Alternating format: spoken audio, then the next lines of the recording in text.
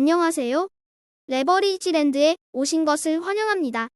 2025년 1월 14일 화요일 오늘의 증시 날씨 뭔가 터질 듯 불안불안하다.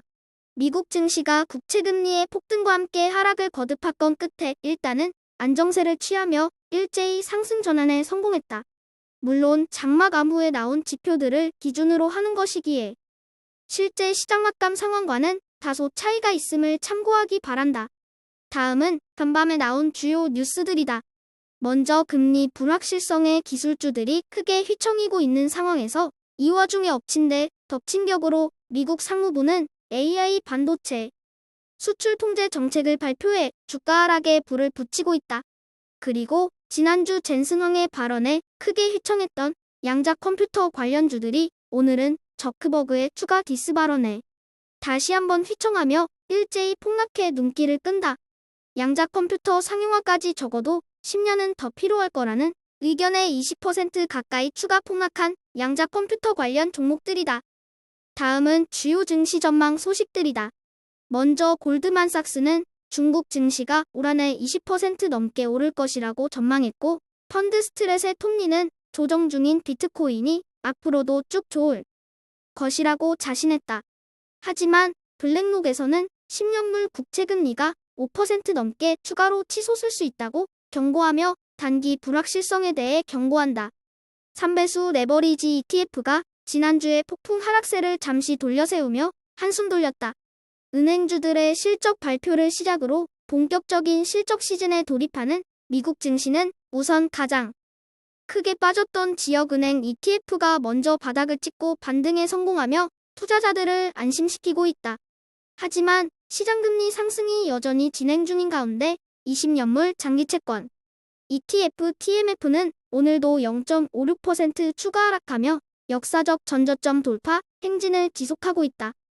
2배수 레버리지 ETF는 종목별로 혼조세를 보인 가운데 비트코인의 추가 하락이 눈에 들어온다. 그리고 테슬라의 조정과 함께 전기차 ETF EV는 오늘도 7.4% 추가 하락하며 전기차 투자자들의 마음을 아프게 하고 있다. 3배수를 역으로 추종하는 곡버스 ETF가 지난주 달콤했던 조정장을 뒤로하고 이번 주에도 그 분위기를 이어갈 수 있을지 깊은 고민에 빠졌다. 기업들의 실적 발표와 CPI, 소비자 물가지수 결과가 큰 변수가 될 것으로 보여지는 가운데 추가 조정이냐 반등이냐의 기로에서 고민하는 곡버스 에라 모르겠다를 외치며 못 먹어도 고를 외치는 곡버스다. 다음은 불GTN의 15개 개별 종목들 소식이다. 오늘은 종목별로 엇갈린 흐름을 보인 가운데 장막 암후 되살아난 기술주의 투심에 힘입어 불GTN도 양전에 성공했다. 특히 테슬라의 4% 넘는 상승이 불GTN에 큰 힘이 되어준 가운데 이제는 다음 주 넷플릭스를 필두로 시작되는 기술주 종목들의 실적 결과가 그 어느 때보다도 중요해졌다. 오늘의 추천 종목은 레버리지랜드 최애 종목 중 하나인 폐배터리 대장 기업인 리사이클 홀딩스다.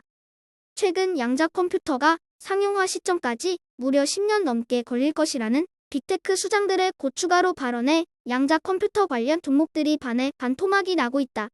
그와 마찬가지로 배터리 관련 종목들도 고밸류 논란에 휩싸이며 당장 이익을 내지 못내는 현실이 서글프기만 하다.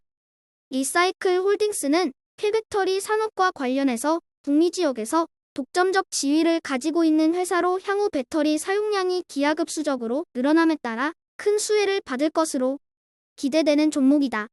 하지만 문제는 아직까지는 적자 기업으로 고금리 환경이 길어지면 길수록 이 회사의 생명줄도 얇아질 수밖에 없다.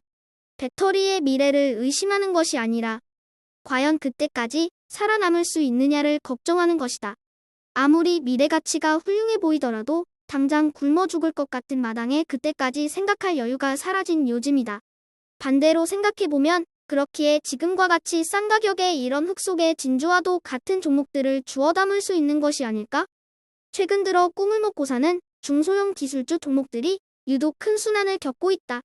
그러다 보니 가치 대비해서 과하게 빠져있는 종목들이 즐비하며 말 그대로 목욕물과 함께 애꿎은 내기들이 덩달아 떠내려가게 생겼다.